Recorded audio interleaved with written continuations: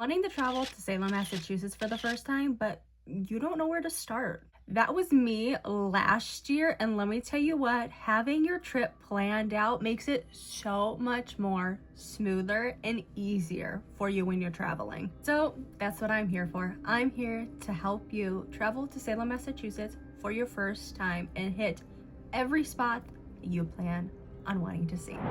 Hello, my name is Camille, or you can call me Cami B, you can call me Millie. And this is Explore with Cami B, where I travel and I give you tips and tricks on how to make your anxiety go down and your trips so much more smoother. So let's get in to traveling to Salem, Massachusetts.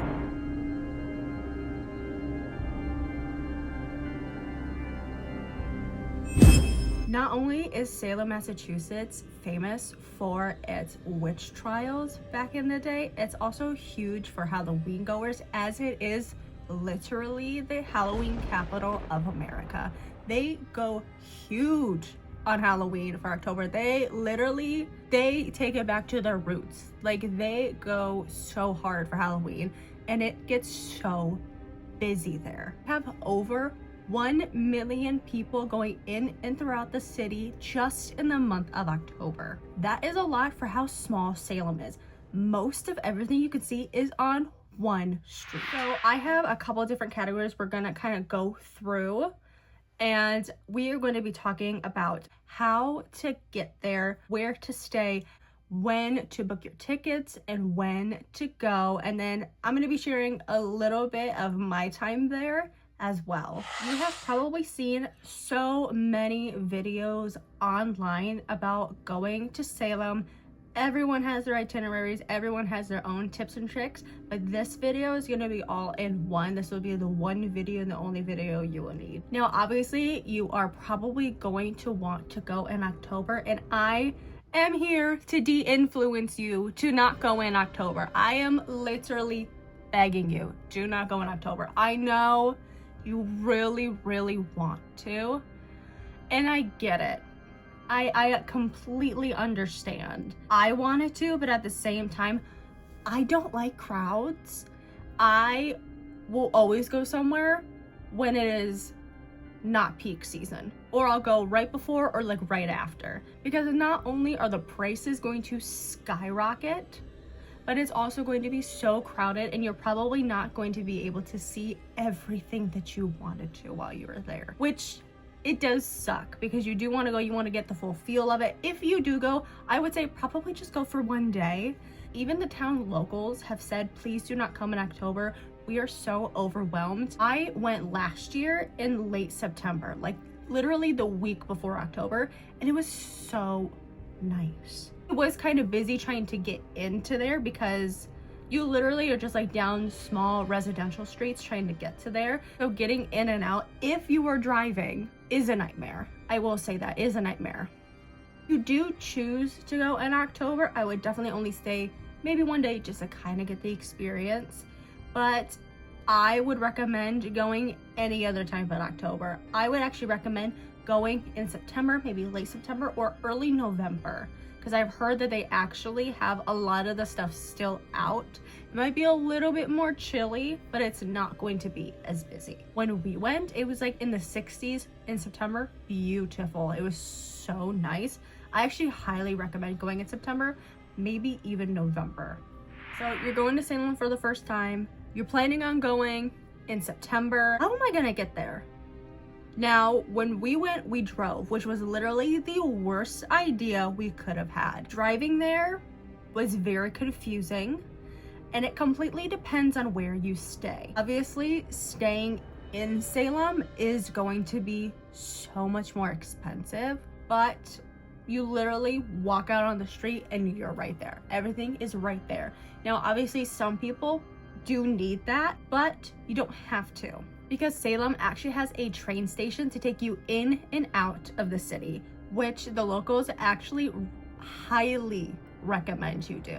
Also eliminates wait times for people who work there, who have to drive in and out of the city to get to work.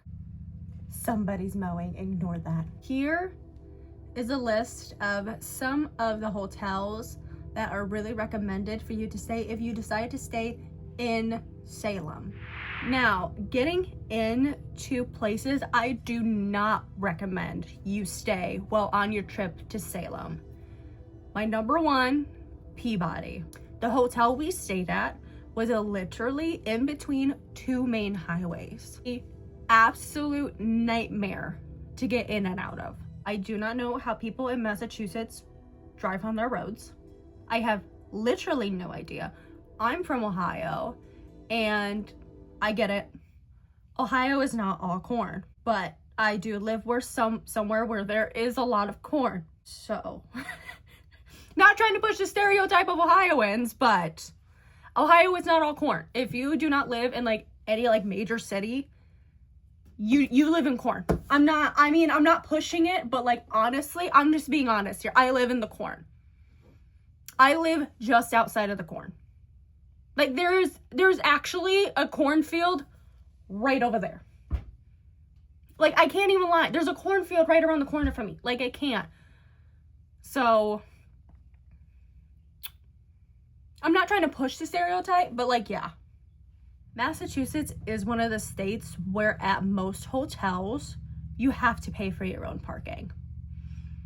And when we were checking in, the lady never said anything, and I was telling my parents, I'm like, hey, should we like ask, because it says you gotta pay for parking, and I have never seen that before. Never. Like I've been to New York, I've been to New Jersey, never seen this before. Granted, this was like 5 years ago. So we asked the lady at the front desk. She was like, yeah, you have to pay for parking. It's $5 a night. So what you'll do is you'll just take your phone, scan the QR code, make sure it's the real one, like make sure there's no, other sticky on top of it.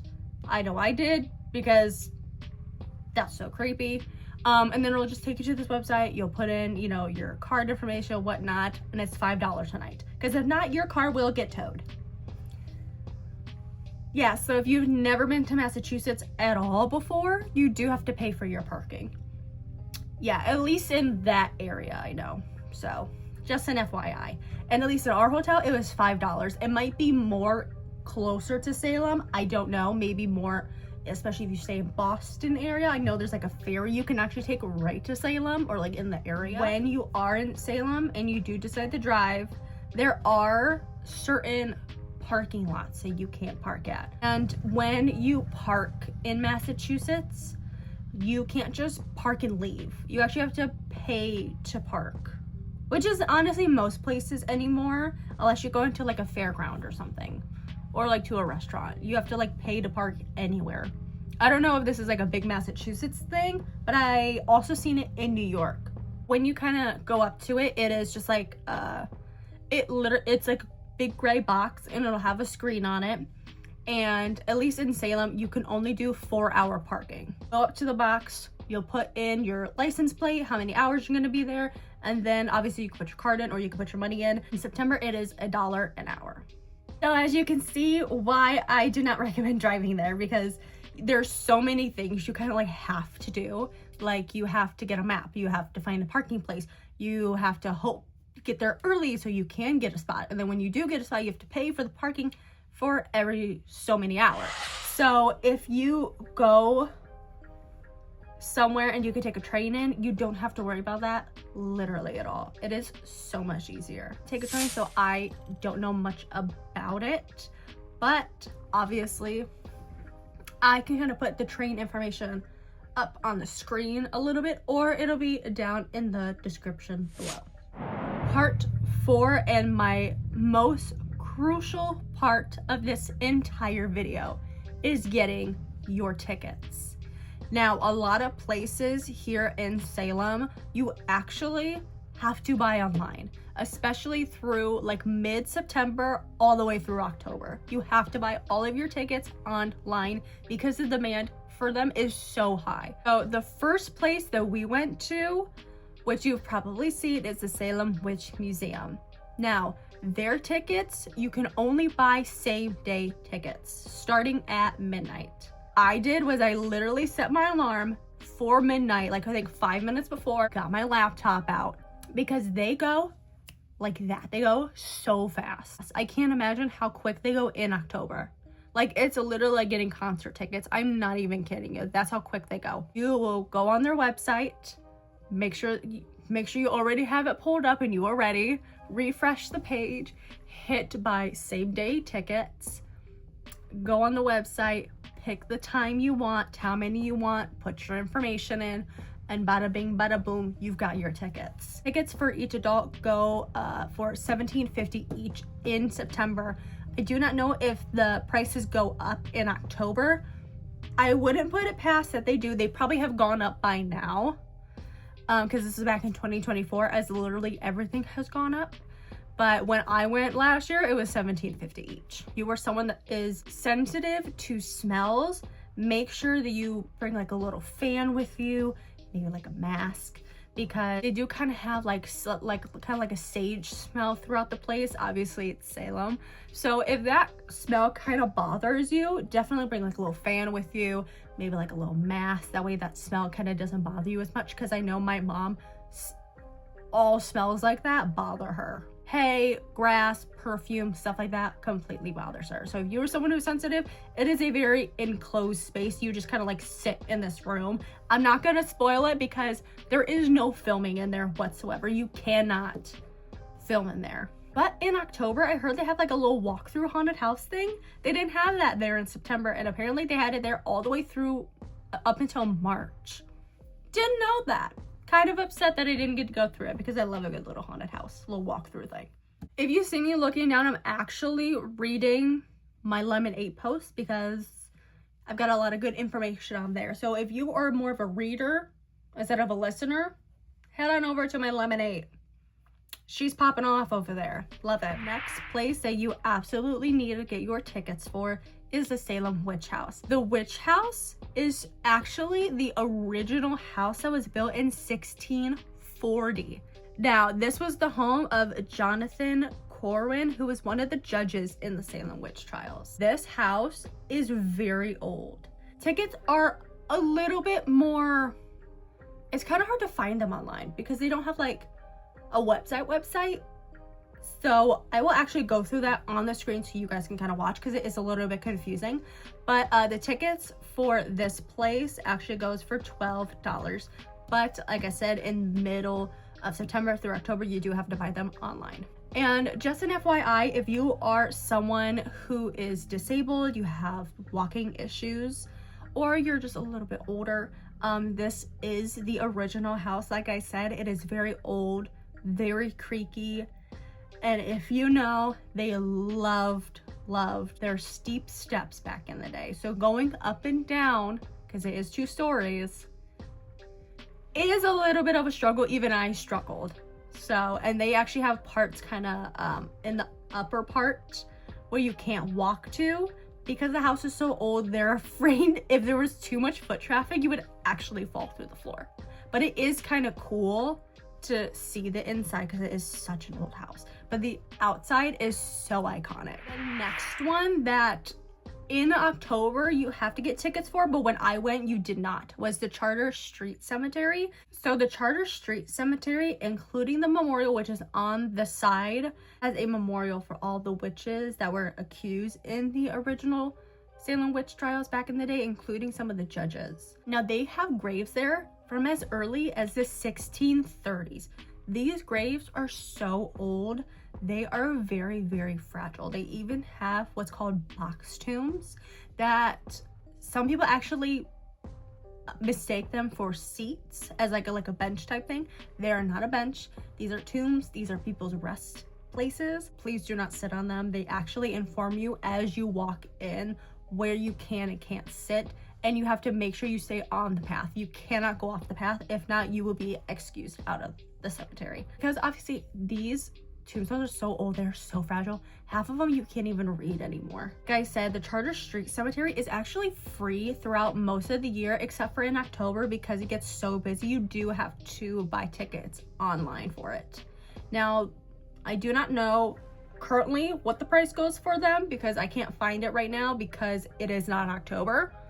But if someone wants to comment down below how much it is, let me know, because I can't find it right now. Some of the places that you can actually just kind of like see from the outside is the old town hall. I believe they have tours there as well. You can kind of see the inside, and they could take you around Salem. But I just kind of, you know, just took some videos of the outside because it is really pretty. It's such like an aesthetic street right there. It's so pretty. You have some places that were filmed in Hocus Pocus, like Alice's house, which is just like a couple hundred feet down the street from the witch house. And it also has a little garden in the back, which is really, really pretty.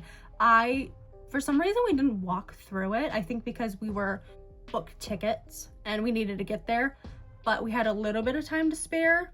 So we like kind of like went over there just to like take the pictures in the morning, because I knew it was going to be super busy later in the day, which is, it's a very good idea to get there super early to take all of your pictures, because it does get quite busy and there's a lot of people there late in the day. Also have the Bewitched statue that you can take your picture of. It is literally right there in the center of Salem. Then also Pioneer Village. Now this was also in Hocus Pocus, but the sad part is it's only open on the weekends, and I had no idea. I didn't even look it up. I have no idea why. That was completely my mistake. So I did not get to go see the Pioneer Village. I was really upset about that.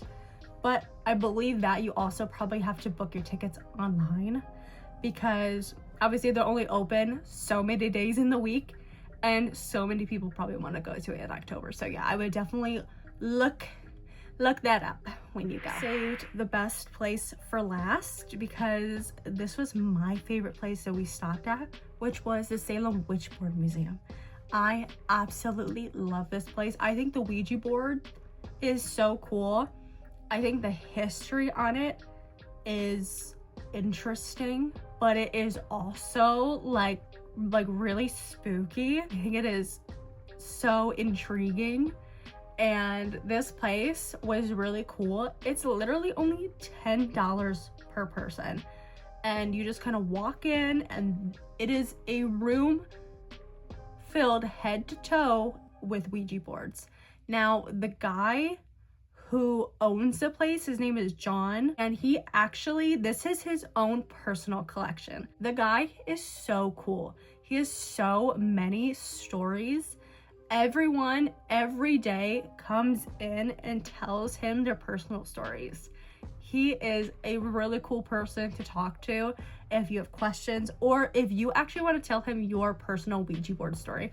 I didn't, just because I kind of felt a little bit embarrassed, and I never told my parents about it. And obviously I went there with my parents. So he told us about a story about a lady who had been there. She was telling him about how she played a Ouija board, it didn't go well, and then her house went up in flames. And the only thing that survived was the Ouija board. And he said, "Oh, I'm so sorry about that, but maybe build your house out of Ouija boards next time." Like, are you kidding me? Like that's kind of funny, but at the same time, it's like, what are the odds? But yeah, so this place is super cool. I absolutely wanted to go see it. And it's really small. It's just one small little room, but they even have the original patent Ouija board there, which is super cool. They have some of the history on the walls, literally everything. And not only that, but they have haunted tours that they take of Salem every night. And I believe he is actually the one that guides these tours. Didn't do it because we had plans early morning the next day, but I wish we did so much, because this guy was so cool. So I highly recommend. It is actually one of the most recommended tours for people who are a fan of the paranormal. So I highly recommend doing that. I really wish we did. The next time I go to Salem, trust me, I plan on going again sometime. I'm definitely not skipping that. 100%. Some of the places that I didn't get a chance to go see was House of Seven Gables. I got a list down here, so that's what I'm looking at. The Pickering House I did want to go see, but they were closed. They're only open certain days throughout the year, and while we were there, they were not open. The Satanic Temple, that's another big one. Did not get a chance to go see that. I was only there for one day, and let me tell you what, some people say that yes, you can do Salem in one day. I don't believe you can. If you want to hit every spot, that's not gonna happen. You need minimum 2 to 3 days there. If you want to hit everything and kind of take your time. But obviously, if there's only a couple things you want to see, it is also a doable day trip. They have a bunch of cool shops there, including one of the places that I really wanted to see was Black Craft. And thank goodness there was no lines. It was so cool. The place in there was, they literally have a big witch, like just floating from the ceiling. Like, it is so cool. I definitely recommend going into Blackcraft. It's super cool. And they also have like a little coffee shop in the back too. Didn't stop there because I didn't need coffee for the day, but yeah.